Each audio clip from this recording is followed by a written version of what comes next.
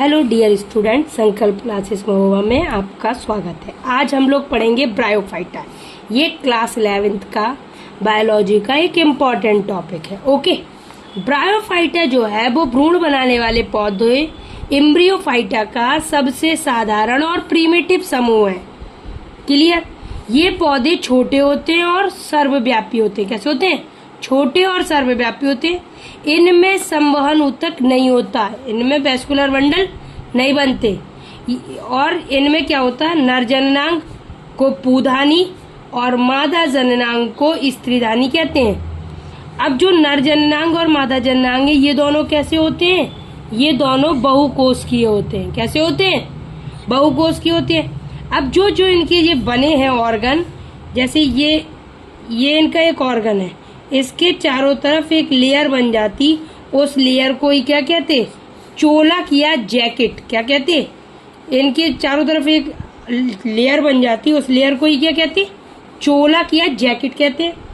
अब ये पौधे स्थलीय जीवन के लिए पूर्ण रूप से उपयुक्त हैं, यानी ये पहले पानी में भी रहते और पृथ्वी पे भी रहते, यानी ये दोनों जगह रहते।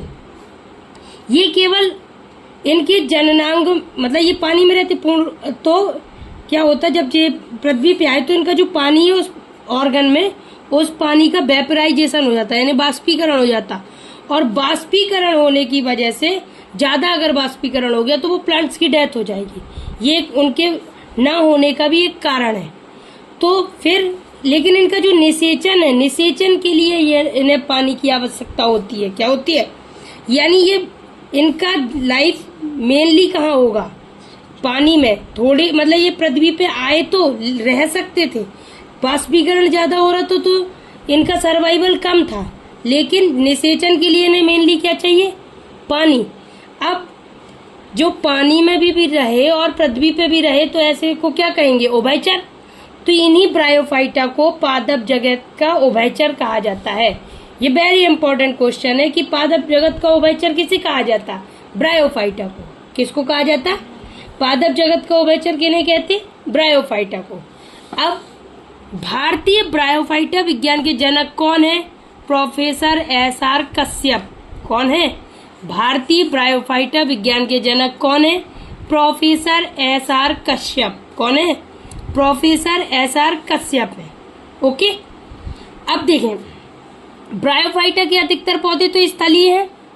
अब ये जब इनका कुछ लाइफ पृथ्वी पर सर्वाइवल करने लगी तो इनकी कुछ अधिकतर जातियां कैसी होने लगी? स्थलीय होने लगी। लेकिन कुछ जातियां कैसी होती हैं? वहां पानी में रहती, लेकिन इनका मुख्य पौधा कैसा होता? युग्मकोद्भिद। इनका मुख्य पौधा कैसा होता है? युग्मकोद्भिद। ये हरे रंग के सूखा है, मतलब थैलस बनाते। कैसे बनाते? थैलस बनाते। ये हरे रंग का क्या बनाते? थैलस। अब इनमें जब हरा रंग है यानी हरित लवक पाया जाता, तो हरित लवक पाया जाता है। ये इस वर्ग का जो सबसे बड़ा पौधा है वो है डाउसेनिया।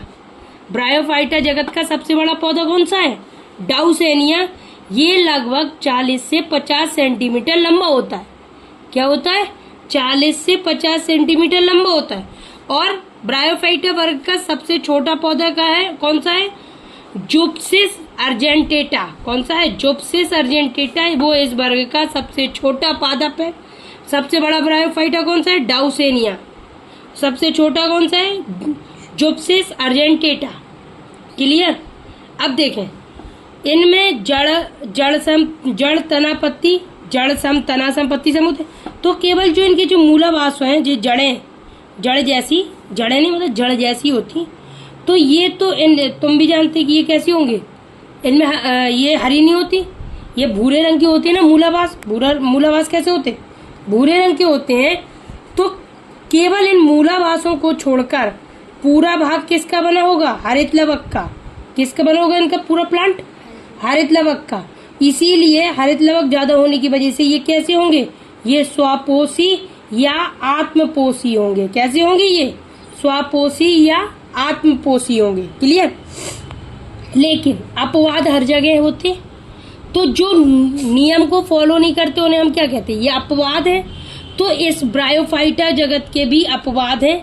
जो नहीं मानते वो कैसे होते? मृतोपजीवी। क्या होते? मृतोपजीवी। तो उसके उदाहरण कौन कौन से हैं? बॉक्सबेमिया, एलिफिल्ला और क्रिप्टोथैलस मिराबिलिस। कौन कौन? बॉक्सबेमिया, एलिफिल्ला, क्रिप्टोथैलस मिराबिलिस। ये तीनों क्या हैं? ये मृतोपजीवी हैं। ये कैसे हैं? मृतोपजीवी हैं। क्लियर। अब हम लोग क्या पढ़ेंगे? ब्रायोफाइटा का क्लासिफिकेशन पढ़ेंगे। क्या पढ़ेंगे? ब्रायोफाइटा का क्लासिफिकेशन। देखें, हम लोगों ने ब्रायोफाइटा को डिवाइड किया किसमें? 3 भागों में। ब्रायोफाइटा को कितने भागों में बांटा गया? 3 में। देखें, क्लियर।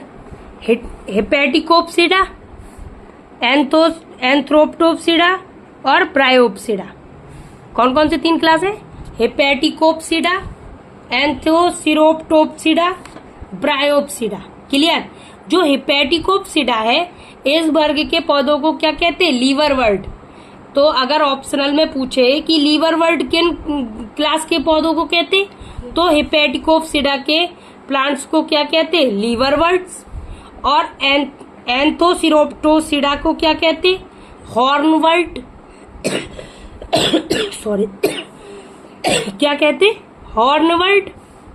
और ब्रायोप्सिडा के पौधों को क्या कहते हैं? मॉस। क्या कहते हैं? मॉस। क्लियर। हेपेटिकोप्सिडा को क्या कहते हैं? लीवरवर्ट।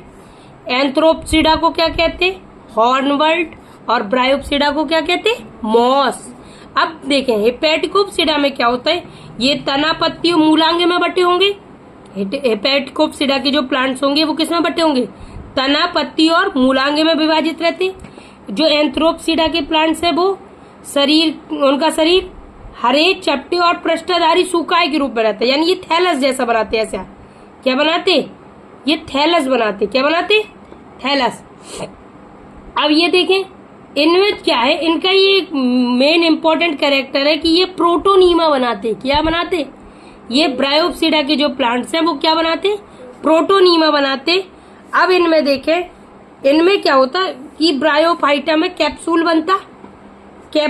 तो इनकी कैप्सूल में स्तंभिका जो होती, जे लंबी, ऐसे कैप्सूल लंबा लंबा बनता।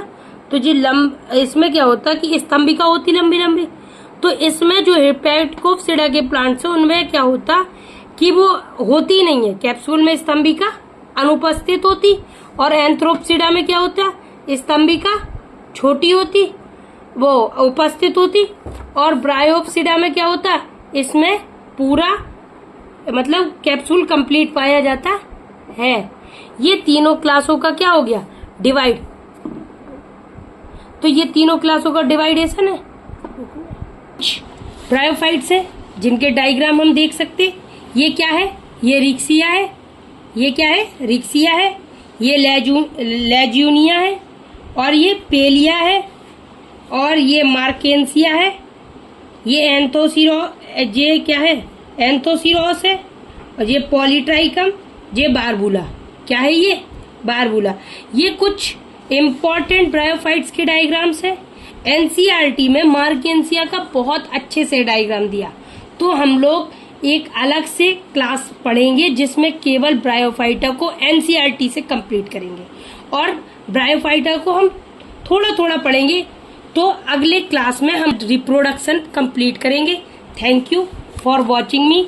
अगर आपको ये क्लास अच्छी लगी हो तो माय डियर स्टूडेंट लाइक करें, सब्सक्राइब करें और ज़्यादा से ज़्यादा शेयर करें। Thank you.